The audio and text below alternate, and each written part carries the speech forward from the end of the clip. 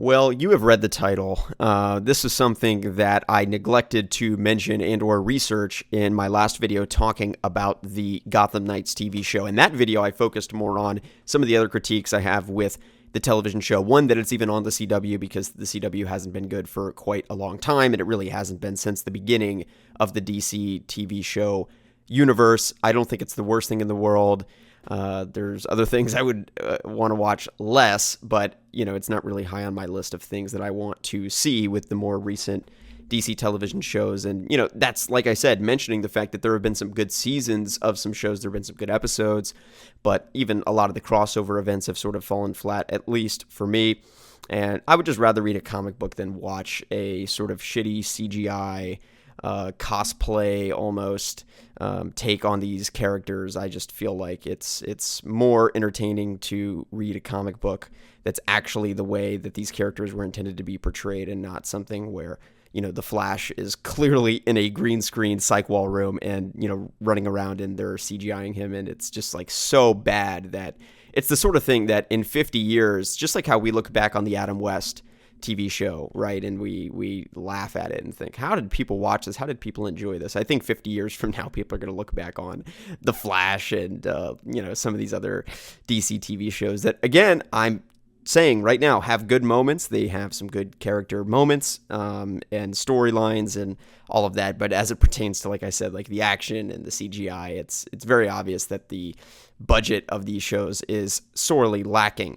And with the Gotham Knights TV show, I was somewhat looking forward to it, I suppose, until I learned that this show is being made by the Batwoman creators. And I'm just very amused by Hollywood. I lived in North Hollywood for 2 years, and I'm consistently amazed how in Hollywood you fail upwards. And it's just like politics in that way, where it doesn't matter how much you screw up, how bad you are at what you do. If you know the right people, and if the right people like you and support you, even on a sort of interpersonal level, not even a friendship level, but I guess just in a professional level, you can move up, you can advance, and have a fantastic career. And we see with the Batwoman TV show, it is probably one of the lowest rated television shows in America. It has not broken 1 million viewers since the first season, yet it continually gets renewed, and probably because they don't want the optics of canceling a new show that is only in its third season, which I understand to some extent. But additionally, on top of that, not even talking about the ratings of the show is just not good. I mean, it's really terrible, actually. And like I said, if we're critiquing The Flash or Arrow or one of these shows, I mean, it doesn't even compare to Batwoman. Batwoman is far and away substantially worse in every single way. The acting is abysmal. The action is terrible. The costume designs even are awful. There is nothing redeeming about the show in any way. It is unwatchable. That's the best way I can describe the show. It is completely unwatchable. So, DC obviously releases this Batwoman TV show. There's, in season 1, Ruby Rose, the actress of Batwoman, she left the show because she said it was a toxic work environment and it was a terrible experience, and she was constantly put in danger, and that everyone that runs the show is awful, and it's evidently a very toxic place to work, according to Ruby Rose, who quit. So then they sub out a new actress in season 2, and then I believe they're on season 3 right now. And the episodes, every week on the CW get about 14 viewers. And they're like, you know what? Okay, so this has been an unmitigated disaster. You guys that did this show, you get another show. Not only that, you get our only show that we're launching in 2022, which is Gotham Knights, and is promoting one of the biggest video games that we've ever published in terms of budget and that sort of thing. It's probably the most expensive video game WB has ever made. It's probably more expensive than Gotham Knights is. So, it doesn't make sense to me. I can't explain to you why that is. I can't explain to you why people can sit around for decades and fail in every single project that they do and still get jobs. Again, it's more about the interpersonal relationships you have with the right people. That seems to be what Hollywood is in many ways. But hey, we're getting a Gotham Knights TV show made by the Batwoman creators. So, that's a thing that's happening. Now, I'm still going to watch the show. I don't think that, I'm not going to boycott it or something. I'm not upset about it, really. I'm not, triggered. I just think it's cringe and lame, I guess, is the best way to describe how I feel about it. But, I'll tune in. I'll give it I'll watch it. I'll see what's up. My expectation is that it won't be very good and that the viewership will be fairly low.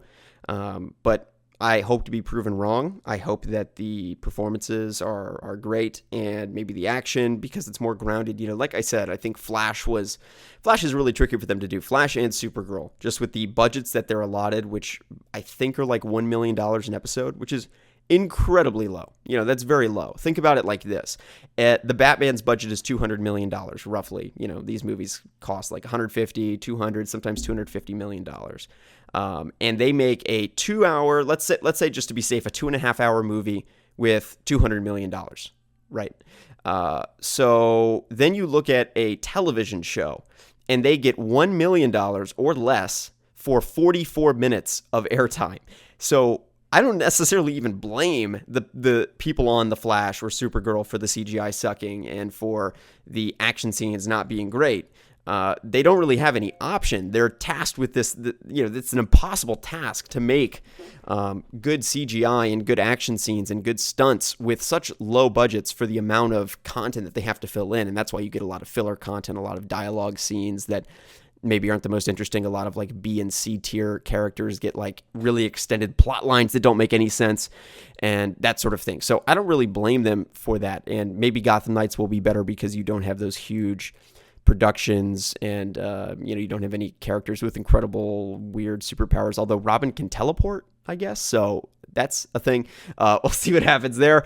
In this universe, Robin can teleport, so I don't know, maybe I'm wrong. Maybe it's going to be completely off the chain in terms of the CGI. We'll have to wait and see. But in terms of my relative excitement for the game versus the television show, I'm far more disproportionately excited for the game. I honestly could not care less about the television show. That can sort of, if it didn't even exist, I wouldn't really care that much, to be honest. So it's just one of those things. I'll check it out. I'll see what's up. Very low hopes, very low expectations as well. Sort of inverting the Luke Wayne saying, I have low hopes and low expectations. So I'm just not really expecting too much from this, and frankly, I think that's a good place to be because, hey, if it sucks, I'll just say, I told you so. I'm right. And if it's good, then I'll be like, I'm wrong, and I'm glad that I'm wrong. I will gladly own that. You guys know that I'm always eager and willing to admit when I am wrong about things, and I would love nothing more than to say, you know what, I apologize. I was wrong about the Gotham Knights TV show. It's actually really good. The Batwoman writers are incredible. I think it's pretty unlikely that I'll end up admitting that, but we'll just have to wait and see. So thank you guys for watching. If you enjoyed this video, be sure to give it a thumbs up, subscribe to this channel, ring the notification bell, and stay tuned for future uploads.